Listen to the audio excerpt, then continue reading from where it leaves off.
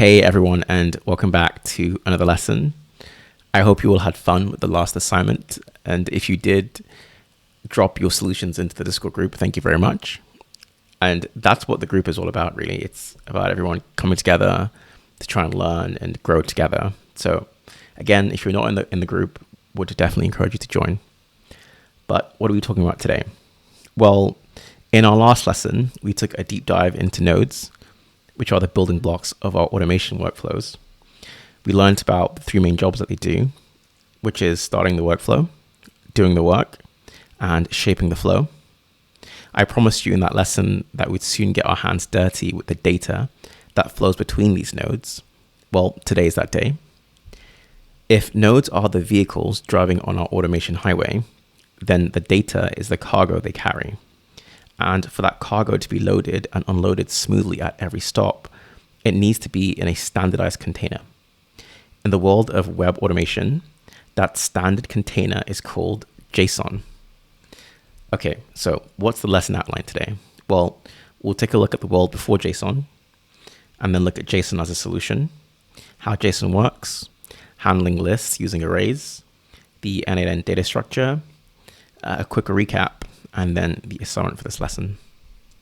Okay, let's get started. To really understand why JSON is so important, we have to look at the world that came before it. Okay, so imagine you're building an automation. The trigger node gets data from a database, but the next node needs to send an email. In the past, the database might have given you its data formatted as a CSV file, but the email service only understands a complex format called XML. They were speaking different languages.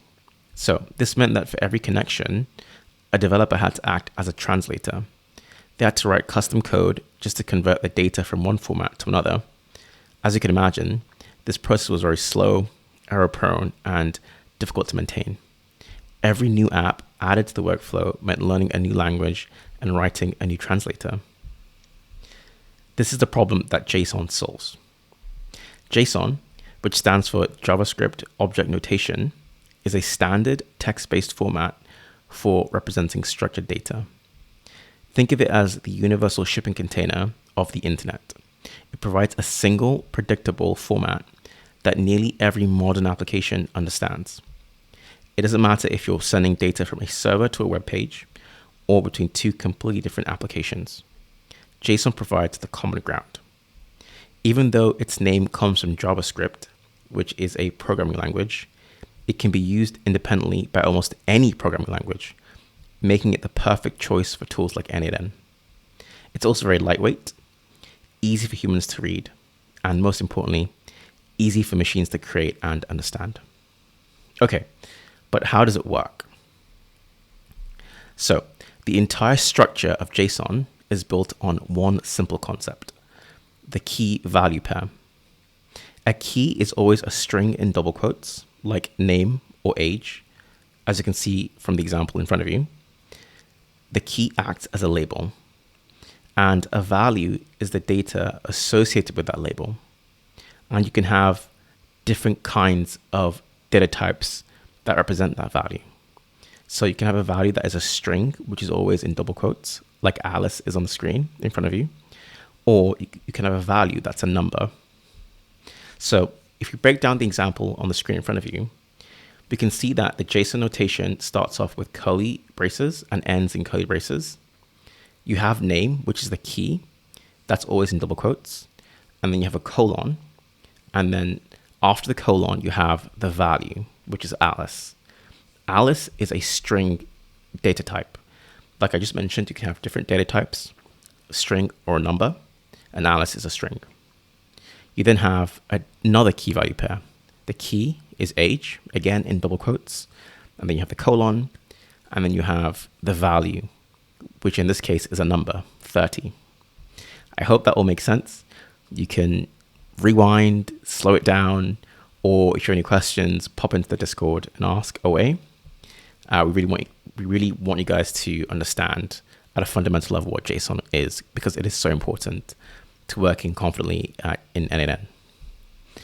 Okay, so what if you need to represent a list of items? For that, JSON uses an array. An array is simply a list of values inside square brackets. Each item in the list is separated by a comma. So this is how we can handle things like a list of tasks.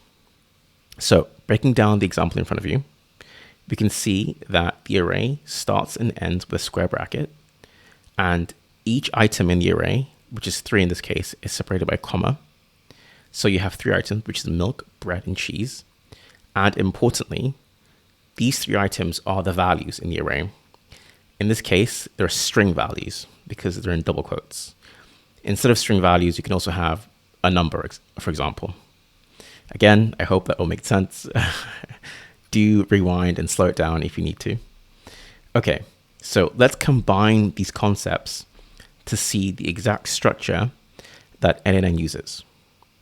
The data that moves between nodes in your workflow must be in a specific format, an array of objects.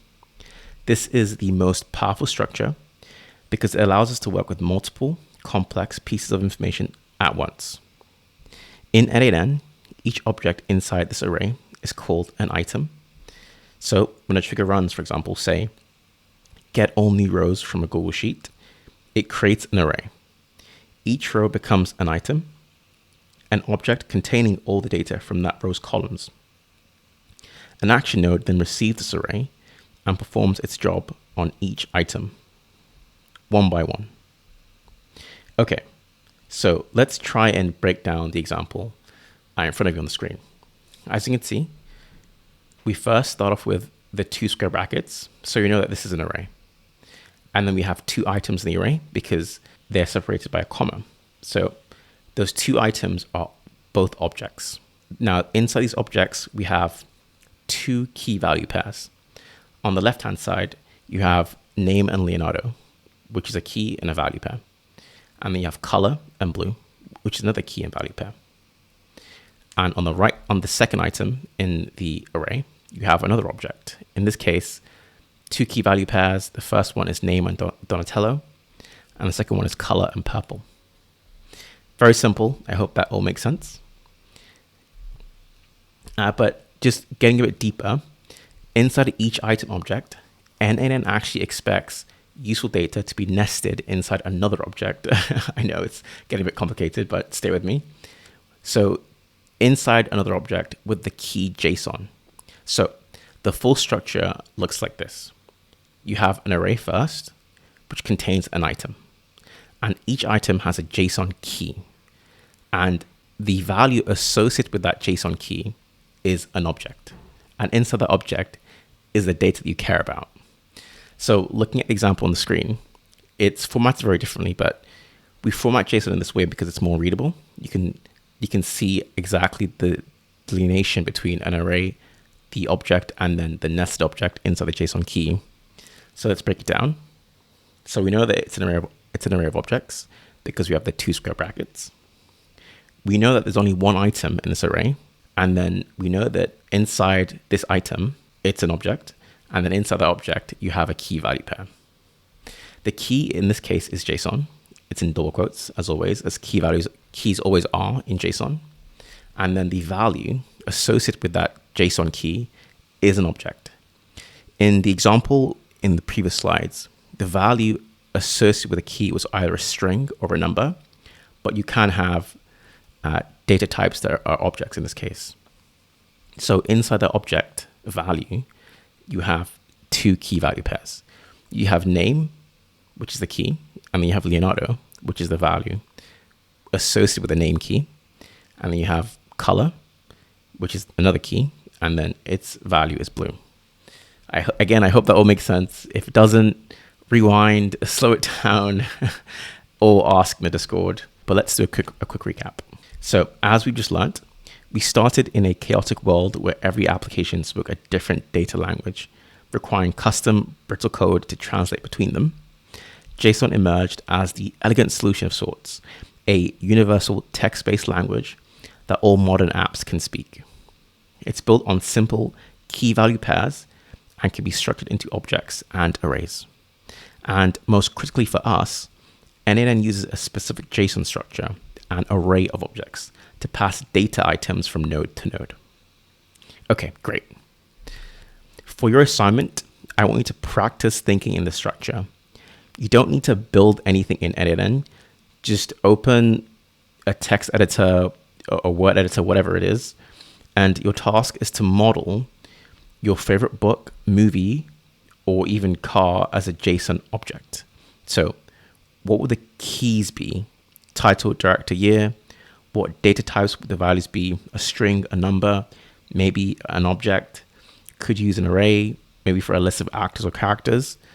This will train your brain to see the world as structured data, which is the foundational skill for building powerful automations. And once you've written out your JSON object, take a screenshot and share it in our Discord community. It's the perfect way to get feedback and see how other students are thinking about structuring data. There's no right or wrong answer. The goal is just to practice. Thanks for watching, and I will see you in our next lesson.